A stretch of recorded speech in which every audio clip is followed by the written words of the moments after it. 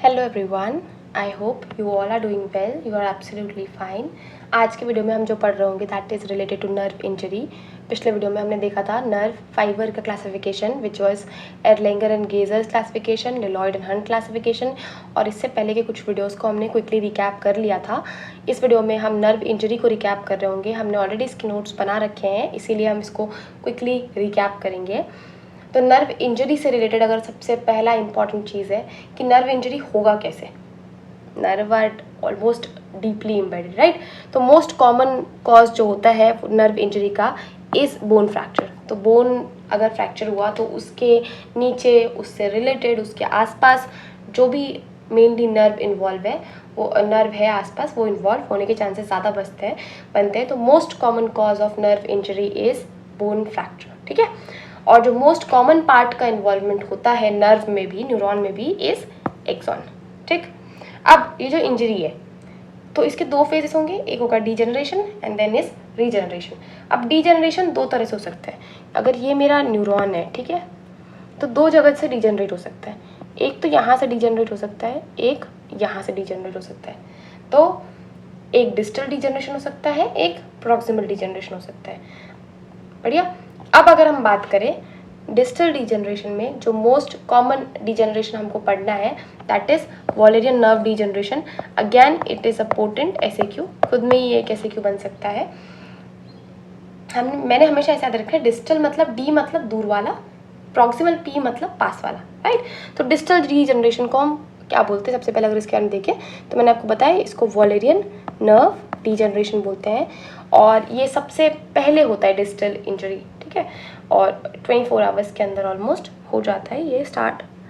फिर आता है प्रॉक्सिमल डीजनरेशन। तो प्रॉक्सिमल डीजनरेशन जो होगा वो ऑलमोस्ट 36 आवर्स ऑफ इंजरी के बाद स्टार्ट होगा।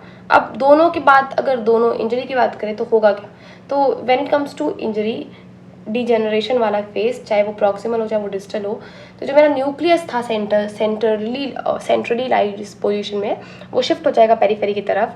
जो मेरे प्रोटीन बनाने वाले ग्रैन्यूल्स थे, निजल ग्रैन्यूल्स, वो टूट जाएंगे। बाकी जो चीज़ें हैं डैमेज होना शुरू हो जाएगा। बट डिपेंड करता है कि कितना डैमेज है, कितना सीवियरिटी है। डीजनरेशन के बाद रीजनरेशन का प्रोसेस भी स्टार्ट होता है, एंड रीजनरेशन का प्रोसेस ऑलमोस्ट 90 आवर्स के बाद स्टार्ट होता है।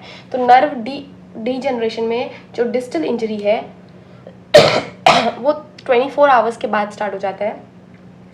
फिर प्रॉक्सिमल इंजरी 36 आवर्स के अंदर स्टार्ट हो जाता है, and when it comes to regeneration का process it almost start after 90 hours of injury, ठीक है।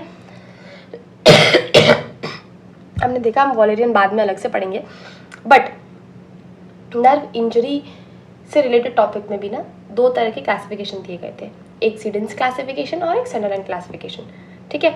सीडेंस क्लासिफिकेशन ने नर्व इंजरी को 3 नाम से डिवाइड किया। एक तो हो गया नर्व का कॉम्प्रेशन, एक हो गया एक्सॉन का डैमेज, और एक हो गया पूरे न्यूरॉन का डैमेज। इसके 3 अलग अलग टर्म्स थे उन्होंने। While when it comes to Sunderland classification, तो उन्होंने ग्रेड 1 से लेकर के ग्रेड 5 तक क्लासीफाई किया। बढ़िया। तो हमने सीडेंस में देखा था कि एक हो गया नर्व का कॉम्प्रेशन दैट इज न्यूरोप्रेक्सिया, देन एक हो गया एक्सॉन का डैमेज दैट इज एक्सॉनटेमेसिस, और एक हो गया पूरा का पूरा नर्व का डैमेज दैट इज न्यूरोटेमेसिस। बढ़िया। और इनके बारे में हम आगे पढ़ते हैं। सबसे पहले अगर हम सीडेंस क्लासिफिकेशन देखें तो हमने देखा न्यूरोप्रेक्सिया, एक्सॉनटेमेसिस एंड न्यूरोटेमेसिस। न्यूरोप्रेक्सिया की अगर हम बात करें तो न्यूरो मतलब न्यूरॉन, प्रेक्सिया मतलब कॉम्प्रेशन। तो यहाँ पे क्या है, सिर्फ न्यूरॉन का कॉम्प्रेशन हुआ है, मतलब न्यूरॉन दब गया। ये यूजुअली भी हमारे day to day life activity में होता रहता है।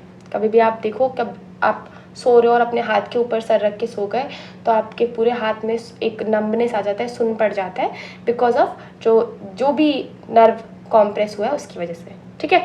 तो ये जो हमारा इंटैक्ट नर्व है इसके कॉम्प्रेशन की वजह से हुआ है, और नर्व हमारा क्या है, इंटैक्ट है, सिर्फ दब गया है। एग्जाम्पल इसका सैटरडे नाइट पाल्सी। तो जब भी रेडियल नर्व के ऊपर प्रेशर लगेगा ज़्यादा देर तक, ठीक है, तो जो देखने को मिलता है उस टर्म को उन्होंने दे दिया है सैटरडे नाइट पाल्सी के नाम से। ऐसी अलग अलग न्यूरॉन्स होते हैं। कभी आप कैसे भी सो रहे हो, हाथ के ऊपर सर रख करके सो गए तो आपको पूरा का पूरा हाथ नंब लगने लगता है। तो ये हमने डे टू डे लाइफ में न्यूरोप्रेक्सिया को तो बिल्कुल ही एक्सपीरियंस किया ही होता है। इसमें रिकवरी फास्ट है क्योंकि सिर्फ कॉम्प्रेस हुआ है, नर्व मेरा इंटैक्ट है, बढ़िया है, कोई दिक्कत नहीं है। और इसका जो रिकवरी है वो स्पॉन्टेनियस भी है। जैसे ही आपने प्रेशर हटाया, थोड़ी देर हाथ वाथ वो किया, प्रेशर रिलीज हुआ, ऑटोमेटिक आपका जो नर्व है वो वापस ठीक हो जाएगा क्योंकि डैमेज नहीं है ना, यहाँ पे सिर्फ कॉम्प्रेशन था। प्रोग्नोसिस अच्छा है। अब आता है एक्सॉन टिमेसिस के ऊपर। तो एक्सॉन का मतलब एक्सॉन, टिमेसिस का मतलब इंजरी या डैमेज। तो यहाँ पे हमारा एक्सॉन जा चुका है या एक्सॉन डैमेज हो चुका है। अब इसका फीचर क्या होगा, अगेन एक्सॉन डैमेज हो गया, और इसमें भी हम मतलब जब हम वॉलेरियन नर्व डिजेनरेशन पढ़ेंगे तो दैट इज मेनली फोकस्ड या बेस्ड ऑन एक्सॉन टिमेसिस का प्रोसेस या एक्सॉन टिमेसिस के ऊपर। रिकवरी पॉसिबल है बट उतना बढ़िया नहीं है जितना हमने न्यूरोप्रेक्सिया में देखा था, क्योंकि वहाँ पे नर्व इंटैक्ट थी, यहाँ पे नर्व का एक्सॉन वाला पार्ट डैमेज हुआ है। प्रोग्नोसिस ठीक ठाक है, न्यूरोप्रेक्सिया से खराब और न्यूरोटिमेसिस से बढ़िया। अब आता है third term, that is neurotmesis. Again neuro मतलब न्यूरॉन, टिमेसिस मतलब डैमेज या इंजरी। तो यहाँ पे क्या हो गया, नर्व पूरा का पूरा नर्व ही जा चुका है। तो जब नर्व जा चुका है, न्यूरॉन जा चुका है, तो उसका रिकवरी पॉसिबल नहीं है, ठीक है। और हमने एक और चीज़ पढ़ी थी कि न्यूरॉन्स डिवाइड नहीं होते, क्यों, क्योंकि उसमें क्या नहीं होता, सेंट्रियोल नहीं होता है। तो अगर नर्व गया, तो रिकवरी पॉसिबल नहीं है, प्रोग्नोसिस भी खराब है। अब आते हैं हमारे पास संडरलैंड क्लासिफिकेशन। अभी हमने सीडेंस में 3 क्लासिफिकेशन देखे थे, न्यूरोप्रेक्सिया, न्यूरोटिमेसिस, एक्सॉन टिमेसिस। संडरलैंड अंकल आए और इन्होंने थोड़ा सा और अच्छे से इसको इलेबोरेट करने की कोशिश की। इन्होंने पूरे के पूरे नर्व इंजरी को 2 पार्ट में डिवाइड किया, एक जिसको सर्जरी की ज़रूरत है और दूसरा जिसको सर्जरी की ज़रूरत नहीं है। और इसके लिए उन्होंने ग्रेड 1 से लेकर के ग्रेड 5 तक डिवाइड किया या रखा। जिसमें सर्जरी नहीं चाहिए दैट इज़ 1 2 3, और जिसमें सर्जरी चाहिए दैट इज़ 4 and 5। तो बात करते हैं सबसे पहले, उससे पहले ही समझते हैं कि ये हमारे पास क्या है, ये मेरा न्यूरॉन है, ठीक है, न्यूरॉन है बढ़िया से। अब एक बात समझते हैं कि ये मेरा, ये जो ग्रीन वाला आपको अभी जो ब्लू कलर से दिख रहा है, ये मेरा क्या है, एक्सॉन, ठीक है। अब एक्सॉन के ऊपर एक कवरिंग है, उस कवरिंग को क्या नाम दे दिया हमने, एंडोन्यूरियम, ठीक। अब आता है दूसरा, axon axon axon axon axon ने एक बंडल बना रखा है, ठीक है। तो ये हमारे पास क्या है, एक्सॉन के बंडल्स है। इस एक्सॉन के बंडल्स को एक कवरिंग मिल गई, उसको हमने बोल दिया पेरिन्यूरियम। तो endoneurium is a covering of single axon, bundle of axon का कवरिंग इज पेरिन्यूरियम। और जब बंडल्स, एक एक्सॉन का बंडल, दूसरा एक एक्सॉन का बंडल, दूसरा एक्सॉन का बंडल, तीसरा एक्सॉन का बंडल, न्यूरॉन का बंडल, तो ये जब बहुत सारे बंडल्स एक साथ आ जाते हैं, उसके ऊपर जो कवरिंग होती है दैट इज एपिन्यूरियम, बढ़िया। तो ये हमारे पास क्या है, कुछ कवरिंग्स है। एक्सॉन को कवर करता है एंडोन्यूरियम, एक्सॉन बंडल को कवर करता है पेरिन्यूरियम्स, और बंडल्स को कवर करता है, बहुत सारे बंडल जब साथ में आते हैं उसके ऊपर जो कवरिंग होती है that is perineurium. This is how much our, क्या बोल सकते हैं, न्यूरॉन इज प्रोटेक्टेड। इतना प्रोटेक्शन मिला है हमको, हमारे किसको, न्यूरॉन्स को, ठीक है।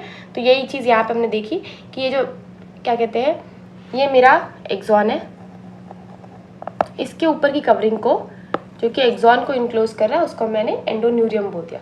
फिर ये मेरे बहुत सारे एक्सॉन्स एक साथ है और इन्होंने एक बंडल बनाया, इस बंडल के ऊपर जो कवरिंग हो गया इसको हमने पेरिन्यूरियम बोल दिया, ठीक है। और बहुत सारे बंडल को जब साथ में कवर किया उसकी कवरिंग को मैंने एपिन्यूरियम बोल दिया। तो सबसे इनर मोस्ट कवरिंग कौन सा हो गया, एक्सॉन के बाहर जो कवरिंग है, राइट, एंडोन्यूरियम। और सबसे आउटर मोस्ट कवरिंग कौन सा हो गया, जो पूरे के पूरे एक्सॉन के बंडल के बाहर है, दैट इज एपिन्यूरियम। अब इन्होंने ग्रेड 5 क्या क्या दिया, ये टर्म हमारे लिए क्यों जरूरी था, अब आपको समझ में आ जाएगा। सबसे पहले इन्होंने ग्रेड 1 दिया न्यूरोप्रेक्सिया को, जो हमने देखा था न्यूरोप्रेक्सिया का मतलब ही था सिर्फ कॉम्प्रेशन। तो डेफिनेटली इसमें मुझे कोई सर्जरी नहीं चाहिए, इसमें मुझे सिर्फ प्रेशर रिलीज करने की जरूरत है, right. Now when it comes to axonotmesis, जो ग्रेड 2 इन्होंने दिया, इसको जो हमको सीडेंस अंकल ने दूसरे नंबर पे रखा था, इन्होंने पहले रखा एक दूसरे नंबर पे ग्रेड 2 में, दैट इज एक्सॉन टिमेसिस। पर सीडेंस और संडरलैंड क्लासिफिकेशन में डिफरेंस कहाँ पे आ गया कि ग्रेड 1 चलो न्यूरोप्रेक्सिया उन्होंने भी बोला था, ग्रेड 2 एक्सॉन्टेमेसिस उन्होंने भी बोला था, इन्होंने भी बोला था, बट इन्होंने और फर्दर क्लासीफाई कर दिया और अच्छे से बता दिया कि ग्रेड 3 क्या हो सकता है, ग्रेड 4 क्या हो सकता है और ग्रेड 5 क्या हो सकता है। तो ग्रेड 3 में इन्होंने रखा एक्सॉन्टेमेसिस तो है, बढ़िया, एक्सॉन तो डैमेज है, बट एक्सॉन को जो कवर कर रहा है, एक्सॉन की जो कवरिंग है वो भी डैमेज हो चुका है। दैट इज एक्सॉन्टेमेसिस के साथ हमारा जो एंडोन्यूरियम है, ये मेरा एक्सॉन था, इसके बाहर एक कवरिंग थी, तो ये दोनों का इन्वॉल्वमेंट इज ग्रेड 3। ठीक, अब आता है ग्रेड 4। हमने देखा था ग्रेड 4 और ग्रेड 5 में मुझे जरूरत है किसकी, सर्जरी की। तो ग्रेड 4 में क्या किया इन्होंने कि एक्सॉन्टेमेसिस तो है ही, इसके साथ एंडोन्यूरियम भी गया और पेरिन्यूरियम भी गया। तो हमने देखा था एक्सॉन का डैमेज तो ठीक है, एक्सॉन्टेमेसिस हो गया, एक्सॉन के कवरिंग का डैमेज ग्रेड 3 में आ गया। अब बहुत सारे एक्सॉन, बहुत सारी कवरिंग, बहुत सारे एक्सॉन, बहुत सारी कवरिंग, और इसको हमने कवर किया था, है ना, एक्सॉन बहुत सारे साथ में है, इसको एक्सॉन बंडल बनाया, उस बंडल की कवरिंग को हमने पेरिन्यूरियम बोला था। तो यहाँ पे एंडोन्यूरियम भी गया है और पेरिन्यूरियम भी गया है, इसीलिए इन्होंने इसको नाम दे दिया ग्रेड 4। नाउ जो फाइनली ग्रेड 5 आता है, ग्रेड 5 में क्या बचा, अब एपिन्यूरियम बचा, मतलब पूरा का पूरा जो एक्सॉन के जितने भी बंडल थे वो भी चले गए। तो ग्रेड 5 इन्होंने फर्दर नाम दिया, जिसको उन्होंने न्यूरोटेमेसिस का नाम दिया। तो कुछ ज़्यादा डिफरेंस नहीं था, चाहे सीडेंस में या संडरलैंड में, बताना वो वही सेम चीज़ चाह रहे थे। संडरलैंड क्लासिफिकेशन था वो थोड़ा सा डिटेल था, बिकॉज इसमें ग्रेड 3 में उन्होंने रखा एक्सॉन्टेमेसिस के साथ एंडोन्यूरियम का डिस्ट्रप्शन, और ग्रेड 4 में इन्होंने रखा एक्सॉन्टेमेसिस के साथ एंडोन्यूरियम प्लस पेरिन्यूरियम का डिस्ट्रप्शन, राइट, और ग्रेड 5 में इन्होंने न्यूरोटेमेसिस रख दिया। So this was I guess all about, हाँ इसके बाद Wallerian nerve injury, this was all about nerve injury. तो हमारे लिए क्लासिफिकेशन इंपॉर्टेंट हो जाते हैं, कभी कभी SAQ आ जाता है, मोस्ट प्रोबेबली जो इसके ऊपर SAQ आता है वो खुद इसका टॉपिक है वॉलेरियन नर्व डिजेनरेशन, जिसके बारे में हम रिवाइज कर रहे होंगे अलग से। दिस ऑल वीडियो जो हम क्विक रिकैप कर रहे हैं ये उनके लिए है जिन्होंने पढ़ रखा है, they just need a quick go through of it, और जिनको नोट्स बनाने हैं I have already uploaded such sections जहाँ पे हमने साथ में पूरा का पूरा जो कंटेंट है वो लिखा है। तो do what ever suits you, do what ever resonates you. और इस वीडियो के लिए इतना ही, अब मिलते हैं नेक्स्ट वीडियो में। Till then bye bye, take care.